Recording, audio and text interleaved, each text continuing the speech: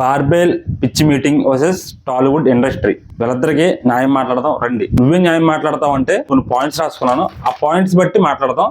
ఆ పాయింట్స్ మాట్లాడిన తర్వాత ఎవరు కరెక్ట్ అనేది నేను చెప్పకముందే మీరు గెస్ చేస్తారు. ఫస్ట్ నా పాయింట్ ఏంటంటే, సినిమా మీద జాలిపడి వెళ్ళాలా లేదంటే యాక్టర్స్ని డైరెక్టర్స్ని ఎంకరేజ్ చేయడానికి వెళ్ళాలా? ఎంకరేజ్ చేయడానికి వెళ్తే ఒకలాగా ఉంటుంది సినిమా ఇండస్ట్రీ, జాలిపడి వెళ్తే ఇంకొకలా ఉంటుంది.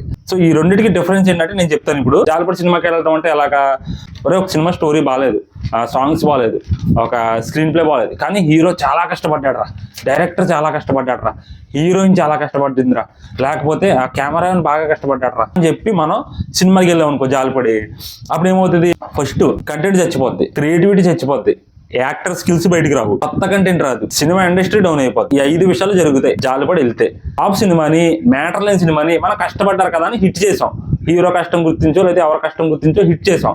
ఆ తర్వాత డైరెక్టర్ ఏమనుకుంటాడు, అబ్బా నేను ఎలా కంటెంట్ చేసినా సినిమా చూసేస్తున్నారు, ఇలాంటివి పెట్టినా సినిమా చూసేస్తున్నారు, ఇలా లాజిక్లెస్ లేకుండా వచ్చినా సినిమా చూసేస్తున్నారు, మన సినిమా హిట్ అయిపోయింది అంటే తీసి నేను ఎలా తీసినా చూసేస్తున్నారు కదా అని రిపీటెడ్గా వదిలేస్తూ ఉంటారు అలాంటి సినిమాలు. అలా ఒక డైరెక్టర్ అయినా కాదు, ప్రతి డైరెక్టర్ అలాగే చేస్తారు. అప్పుడు మైండ్లో ఏంటి, మన మైండ్లో బాగుందని తెలుసు, సరే మనం రివ్యూ చెప్పలేదు, ఎక్కడ ఏం మాట్లాడలేదు, బాగుందని తెలుసు, సరే ఇదే మనం హిట్ చేసేస్తే మళ్ళీ అలాంటిదే తీసి మన ముందు అద్భుతం చిలకలా పెడతారు. అప్పుడు ఎవరికి బొక్క, మనకి టికెట్ డబ్బులు బొక్క, ఆ టైం బొక్క, మైండ్ ఆ ఇంట్రెస్ట్ బొక్క, ఇవన్నీ బొక్క అవుతుంది. సో జాలిపడి సినిమాకి వెళ్ళొద్దు. నెక్స్ట్ ఇప్పుడు డైరెక్టర్స్ని, యాక్టర్స్ని, స్క్రీన్ ప్లేని వీళ్ళందరినీ ఎంకరేజ్ చేయడానికి వెళ్తే సినిమాకి ఎలా ఉంటుంది తెలుసా? సినిమా థియేటర్కి వెళ్ళాం, సినిమా బాగుంది, ఆ యాక్టర్ పర్ఫార్మెన్స్ మెచ్చుకున్నాం, డైరెక్టర్ పర్ఫార్మెన్స్ మెచ్చుకున్నాం, సినిమాటోగ్రాఫర్ని మెచ్చుకున్నాం, సింగర్ని మెచ్చుకున్నాం, వీళ్ళందరినీ హీరోయిన్ అందరినీ మెచ్చుకున్నాం. అప్పుడు వాళ్ళకి నెక్స్ట్ అబ్బా దీనికంటే మంచి సినిమా చేయాలి అంటే యాక్టింగ్ చేయాలి, లేదంటే ఇలాంటి స్కిల్ వీళ్ళకి నచ్చుతున్నాయి, సో ఇలాంటి యాక్షన్ చేయాలి, సో పలానాది నచ్చలేదు, అలాంటిది వద్దు, ఇలాంటివి నచ్చుతున్నాయి, జనాలకి ఆదరిస్తున్నారని చెప్పి వాళ్ళ స్కిల్స్ని పెంచుతారు. ఆ డైరెక్టర్ ముఖ్యంగా స్క్రీన్ ప్లే ఇలా రాస్తే జనాలు కనెక్ట్ అవుతున్నారు అని చెప్పి అలాంటి స్క్రీన్ ప్లేలు రావడం మొదలవుతాయి. స్క్రీన్ ప్లే ఇంప్రూవ్ అవుతుంది, స్టోరీలు ఇంప్రూవ్ అవుతాయి. ఇలాంటి స్టోరీలు చేస్తే నచ్చుతున్నాయి జనాలకి, ఇలా డిఫరెంట్గా ట్రై చేస్తే నచ్చుతున్నాయి, ఇంకో డిఫరెంట్గా ఏదైనా రాద్దాం అని చెప్పి డిఫరెంట్గా రాయడం జరుగుతుంది. అప్పుడు మనం సినిమా థియేటర్లో సినిమా పడింది అనుకో, అబ్బా సినిమా సూపర్ ఉందరా అని చెప్పి ఓటీటీలు లేవు, ఏమీ లేవు, అందరూ థియేటర్కి పరిగెడతారు సినిమా చూడడానికి. అప్పుడు ఏంటి లాభం? సినిమా ఇండస్ట్రీ డెవలప్ అవుతుంది, స్టోరీ టెల్లింగ్ డెవలప్ అవుతుంది, యాక్టర్స్ డెవలప్ అవుతారు, అందరూ డెవలప్ అవుతారు, సినిమా ఇండస్ట్రీ కూడా డెవలప్ అవుతుంది. అప్పుడు మనకి ఇంట్రెస్ట్ వస్తూ ఉంటుంది, అప్పుడు కొత్త సినిమాలు వస్తున్నాయి, కొత్త సినిమా అరే భలే తీస్తున్నారు ఈ సినిమాలు, అరే ఈ సినిమాలో స్టోరీ ఉంది, ఈ సినిమాలో యాక్టింగ్ బాగుంది, అన్నీ బాగున్నాయి, కొత్తగా ఉంది సినిమా అని చెప్పి సినిమాకి పరుగులు పెడతారు. అప్పుడు ఎవరికి లాభం? ఎక్కువ లాభం ఎవరికి? సినిమా ఇండస్ట్రీలో బతికే వాళ్ళుగా కొన్ని వందల మంది, లక్షల మంది సినిమా ఇండస్ట్రీ మీద బతుకుతున్నారు.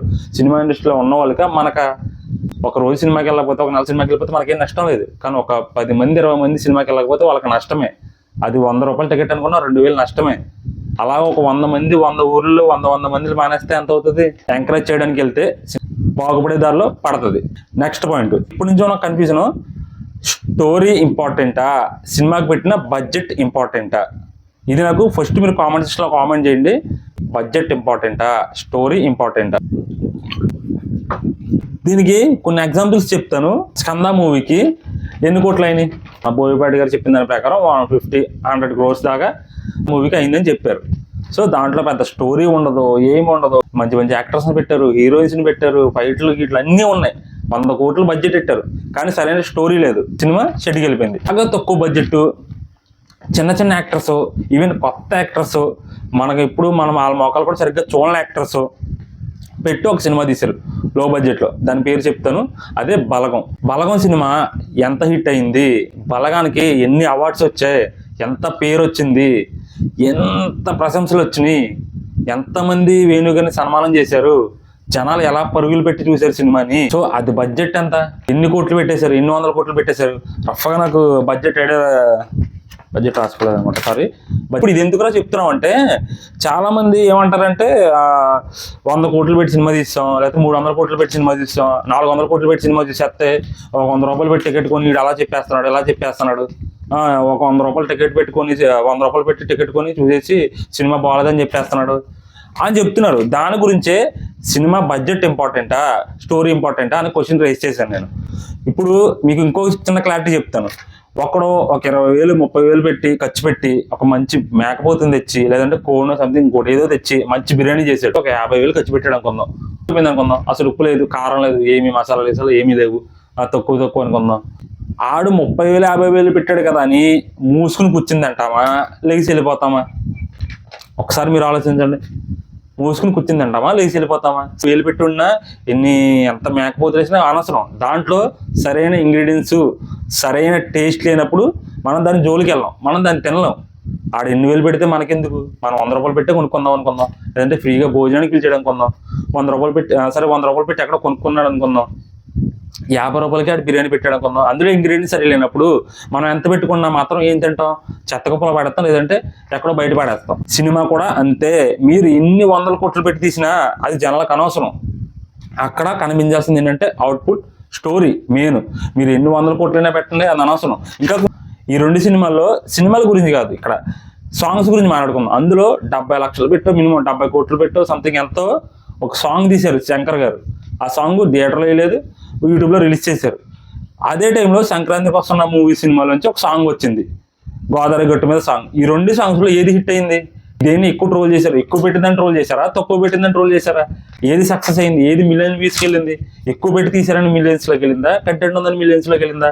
So content, story main important. దేనికైనా కంటెంట్ చాలా ఇంపార్టెంట్. అది ఎన్ని లక్షలు పెట్టి తీశారా? ఐఫోన్ పెట్టి తీశారా?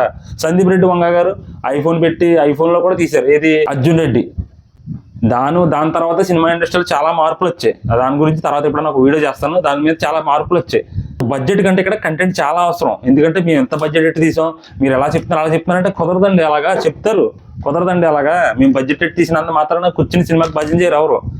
ఇవ్వబో ఇన్ని కోట్లు ఎట్టి తీసారు సినిమాకి వెళ్ళాలని చెప్పి భజన చేయరు. సినిమా బాగుంటేనే చూస్తారు, సినిమాలో కంటెంట్ ఉంటేనే వెళ్తారు, కంటెంట్ ఉంటేనే నచ్చుద్ది. మీరు ఎంత 100 కోట్లు పెట్టి తీసినా, మిలియన్ కోట్లు పెట్టి తీసినా అది జనాలకి అనవసరం.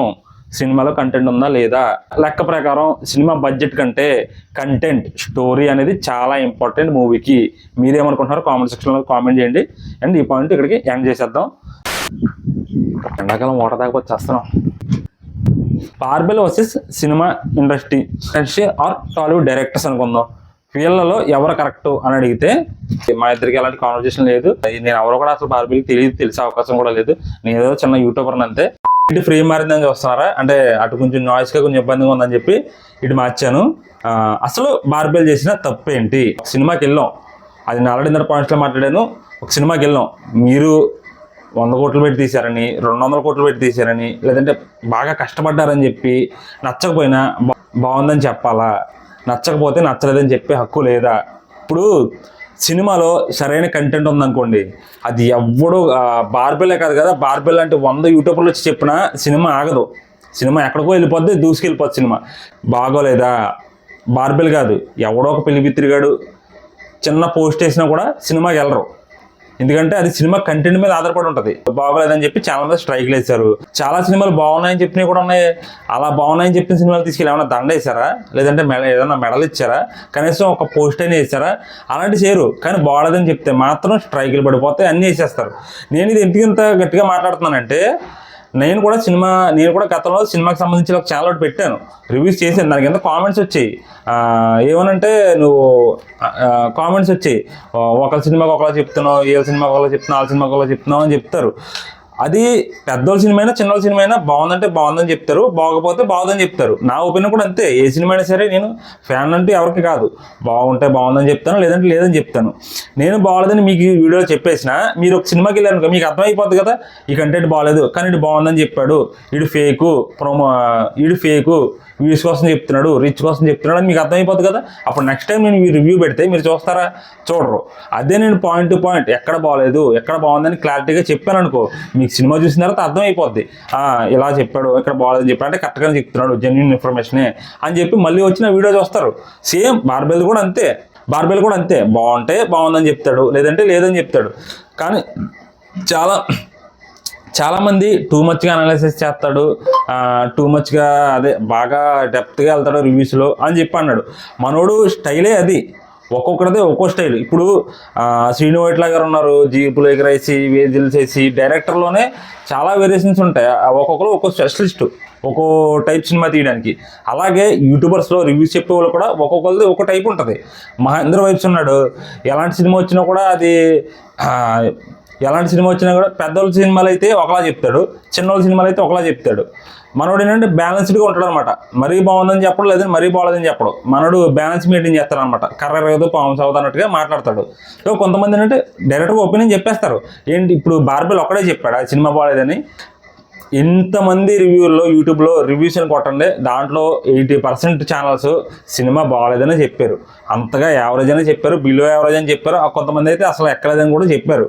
అంతెందుకు పబ్లిక్ టాక్స్ చూడండి, పబ్లిక్స్లో అది సినిమా చూసి వచ్చే వాళ్ళు ఉంటారు కదా, వాళ్ళు అలా ఏం చెప్తున్నారో ఒకసారి మీరే చూడండి. కొంతమంది బాగుంది అంటున్నారు, కొంతమంది బాగలేదు అంటున్నారు. కానీ 90% మంది బాగలేదనే కదా అందులో చెప్తున్నారు. చాలామంది ఎవరికో వేరే ఆ సినిమాలో లేదంటే రామ్ చరణ్ గారి కష్టం నచ్చో, లేదంటే ఇంకోటి ఏదో నచ్చో బాగుందని చెప్పి ఒక 10% 20% మంది చెప్తున్నారంటే మిగతా అందరూ కూడా యావరేజ్ అనే చెప్తున్నారు.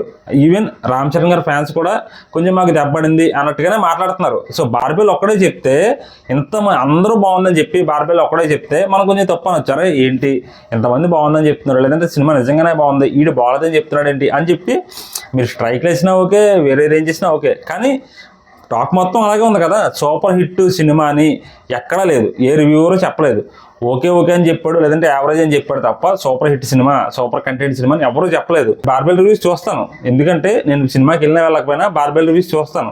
దాంట్లో మనకి అనాలిసిస్లో పాయింట్స్ అర్థమవుతాయి. అవును ఈ పాయింట్స్ ఇలా ఉండాలి కదా, ఈ పాయింట్స్ ఇవి కదా అని చెప్పి అర్థమవుతాయి. సో అందుకైనా సరే నేను వీడియో చూస్తాను. నేను అదే చెప్తున్నాను. ఇప్పుడు ఇక్కడ బార్బెల్ ప్రాబ్లం కాదు, బార్బెల్ బాగలేదు అన్నాడు అనే విషయం ప్రాబ్లం కాదు. నేను అలాంటి చెప్పాను కదా, సినిమా కంటెంట్ ఉంటే బార్బెల్ అంటే 100 మంది వీడియో పెట్టినా ఆ సినిమా ఆగదు. బాగాలేదని చెప్పినా ఆ సినిమా ఆగదు, బాగాలేదని చెప్పినా ఆగదు. కంటెంట్ ఉంటే సినిమా ఎక్కడికో వెళ్ళిపోద్ది. సో ఇక్కడ బార్బెల్ది తప్పు కాదు, సినిమా ఇండస్ట్రీ వాళ్ళది తప్పు. ఎందుకంటే ఇలాంటివన్నీ పట్టించుకుని కేసులు వేసి ఇవన్నీ చేసినాడు. మరోడు ఏం చేస్తున్నాడు, పాతవి కొత్తవి అన్నీ తిరగదోడుతున్నాడు. ఇప్పుడు అప్పుడు బ్యాడ్ ఇంప్రెషన్ ఎవరి మీద పడుతుంది, డైరెక్టర్స్ మీద పడుతుంది, సినిమా ఇండస్ట్రీ మీద పడుతుంది, మొత్తం అందరి మీద పడుతుంది, యాక్టర్స్ నుంచి అందరి మీద పడుతుంది. ఆడు విశేష్ గారి గురించి కూడా మాట్లాడాడు ఇందులో. ఎందుకు అనవసరమైన కెలుక్కుని లాక్కోవడం తప్పితే నాకు అదే అనిపించింది, అరే అనవసరంగా గెలుక్కున్నారా బార్బెల్ని అని చెప్పి అనుకుని. ఎందుకంటే మనోడుకున్న ఇన్ఫ్లుయెన్స్ తోటి ఇన్ఫర్మేషన్ లాగుతున్నాడు, అటు నుంచి ఇటు నుంచి ఎటు నుంచో మొత్తానికి లాగుతున్నాడు. అలాగే కోర్టు విషయాల్లో కానీ, కాపరేట్ స్ట్రైక్ విషయాల్లో కానీ అన్నింటిలో మనోడు ఆరితే వెళ్ళిపోయాడు. దగ్గర ఒక 4 సంవత్సరాల నుంచి మనోడు ఆరితే వెళ్ళిపోయాడు ఈ అన్నింటిలోని. మనోళ్ళు ఏంటంటే అందులో ఏదో క్లిప్ వాడాడు కదా, లేదంటే వేరే ఏదో వాడాడు కదా అని చెప్పి మనోడు స్ట్రైక్లు ఎగుడుతున్నారే కానీ చాలా ముగించలేకపోతున్నారు. ఎందుకంటే మనోడు రాంగ్ లేదు, యూట్యూబ్ వాడే ఆ వీడియోస్ చూసి రివ్యూ చేసి, పర్సనల్గా రివ్యూ చేసి, మాన్యువల్గా రివ్యూ చేసి వీడియోస్ ఇస్తున్నాడు. ఇంకా అలాంటప్పుడు ఇంకా దాంట్లో మనం జడ్జ్ చేయడానికి ఏముంది, బార్బెల్ని తప్పడానికి మనకి ఏ పాయింట్ ఉంది, అక్కడ ఏ పాయింట్ లేదు. మనోళ్ళు బాగుందని చెప్తే యాక్సెప్ట్ చేస్తారు, బాగలేదని చెప్తే మాత్రం తట్టుకోలేదు. అదే మనం ఏ పొజిషన్లో ఉన్నా సరే, ఎలాంటి సిచ్యువేషన్లో ఉన్నా, మనం ఎలాంటి ప్లాట్ఫామ్లో ఉన్నా నెగిటివ్స్ ఉంటాయి, పాజిటివ్స్ ఉంటాయి. రెండూ తీసుకోగలిగినప్పుడే సోషల్ మీడియాలో కానీ, సినిమా ఇండస్ట్రీలో కానీ, వేరే ఎందులో సరే ఉండాలి. ఇంతే ప్రతి పని సక్సెస్ అయిపోదు, కొన్నిసార్లు డిఫెక్ట్ కూడా అవుతూ ఉంటాయి. అలాగే తీసిన ప్రతి సినిమా కూడా హిట్ అయిపోదు, పోవాలని రూల్ లేదు, హిట్ అవ్వదు కూడా. మ్యాక్సిమం ఎక్కడ దగ్గర మిస్టేక్ జరుగుతుంది, ఆ మిస్టేక్ని మనం యాక్సెప్ట్ చేసి నెక్స్ట్ టైం ఆ మిస్టేక్ రిపీట్ అవ్వకుండా చూసుకోవాలి. అంతేగాని బ్యాడ్గా రివ్యూలు చెప్పిన వాళ్ళందరి మీద స్ట్రైక్లు వేసేసినంత మాత్రాన సినిమా బాగుందని చెప్పారు, సినిమా కలెక్షన్స్ వచ్చేది, సినిమా సూపర్ హిట్ అయిపోదు.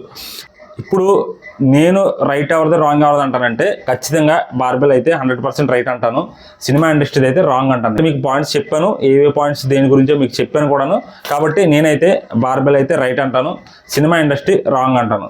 అలా కేసులు వేయడం, ఛానల్ మీద స్ట్రైక్లు వేయడం రాంగ్. ఒకవేళ ఛానల్ మీద నేను నిజంగా బార్బెల్ తప్పు చేసి ఉంటే స్ట్రైక్లు పడ్డప్పుడు ఛానల్ అయినా డిమానిటైజేషన్ అయిపోయేది, లేదంటే ఛానల్ అయినా ఆగిపోయి ఉండేది, వీడియోస్ అయినా ఆగిపోయి ఉండేవి.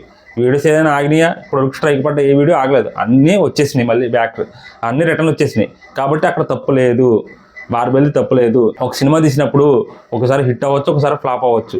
సో మనం రెండింటిని తీసుకోవాలి. హిట్ అన్నప్పుడు ఎంజాయ్ చేయండి, ఫ్లాప్ అంటే ఆ ఫ్లాప్ అయిందా సరే, నెక్స్ట్ సినిమా ఎలా తీయాలో నీట్గా ప్లాన్ చేసుకుంటే సరిపోద్ది.